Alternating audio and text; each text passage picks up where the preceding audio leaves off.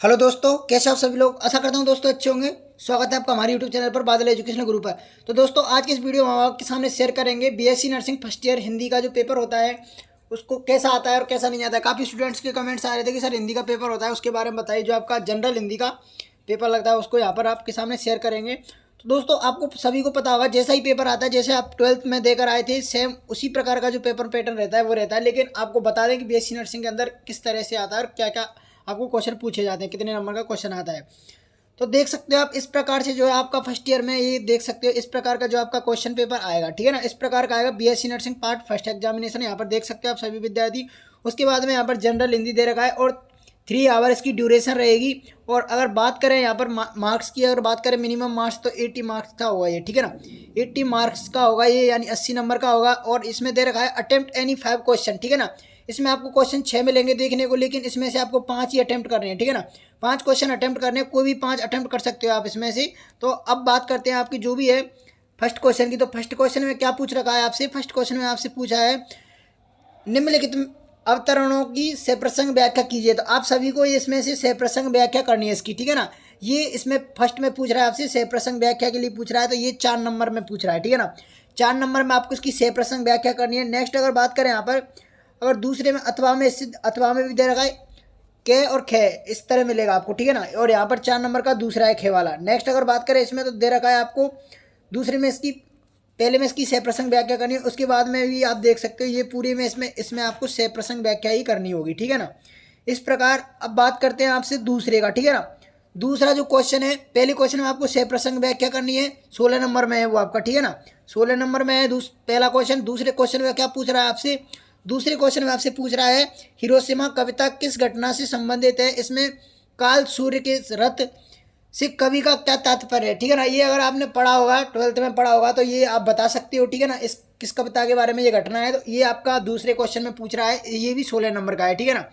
ये 16 नंबर का है, तो इसमें आप कर देना कोई भी कविता से रिलेटेड। और यहाँ पर नेक्स्ट पूछ रहा है, इसमें अथवा में दे रखा है निराला काव्य की प्रमुख विशेषता पर प्रकाश डालिए, ठीक है ना। निराला जो काव्य थे उनकी जो भी है विशेषता है उन पर आपको प्रकाश डालना है, तो इसको भी आप कर सकते हो। अगर जो भी आप मन करो वो कर सकते हो, ठीक है ना।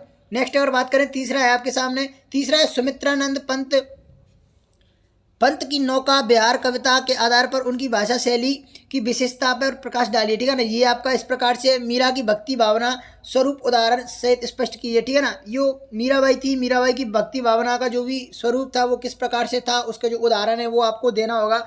इस प्रकार आप कर सकते हो। तो ये आपका ज़्यादा हार्ड पेपर नहीं आता, नॉर्मल आता है, जनरल आपकी हिंदी है, तो ये इस प्रकार से आता है, ठीक है ना। नेक्स्ट अगर बात करें आपका 4 नंबर का है राजस्थान की ललित, ठीक है ना। 4 नंबर का है आपका राजस्थान की ललित कलाओं की विशेषता को उद्घाटित कीजिए, ठीक है ना। तो आपको यहाँ पर चौथे क्वेश्चन में क्या पूछ रहा है, राजस्थान की जो भी ललित कलाएं हैं तो उनको आपको उद्घाटित करना है यहाँ पर, ठीक है ना।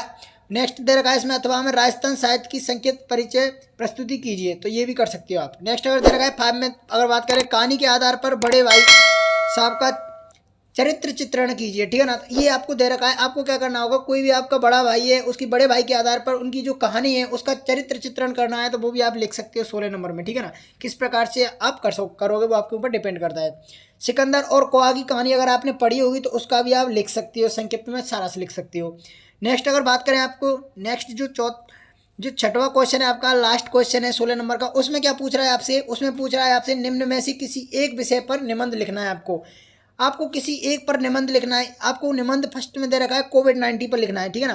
कोविड-19 पर आपको निबंध लिखना है। अगर आप चाहो तो कोविड-19 पर लिख सकते हो। नेक्स्ट अगर बात करें स्वच्छ भारत अभियान एक आवश्यकता है, तो इस पर भी आप निबंध लिख सकते हो। राष्ट्रभाषा हिंदी दशा एवं दिशा, ठीक है ना, इस पर भी आप निबंध लिखना चाहो तो लिख सकते हो।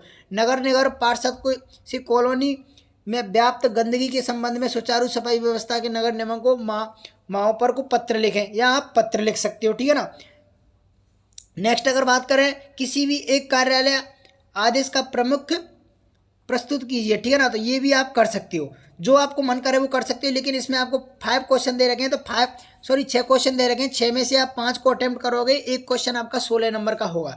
तो 16 पंजे कितने होते हैं, 80 होते हैं। तो 80 नंबर का आपका पूरा पेपर आता है। नॉर्मल पेपर आता है एज ए 12th क्लास के जैसा, ठीक है ना। तो ज़्यादा इसमें कोई वो बात नहीं है। और इसको अभी जो भी है आपकी कंपलसरी सब्जेक्ट भी नहीं है, ये आपकी जनरल हिंदी है, कंपलसरी सब्जेक्ट भी नहीं है, इसके नंबर भी आपको नहीं काउंट होते हैं।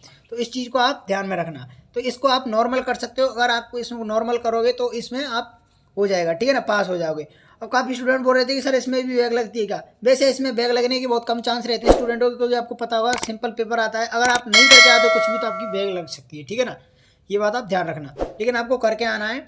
तो ये आपका पेपर हो गया। आगे बात करते हैं आपसे नेक्स्ट वीडियो में। जब तक के लिए धन्यवाद। Thanks for watching. Take care.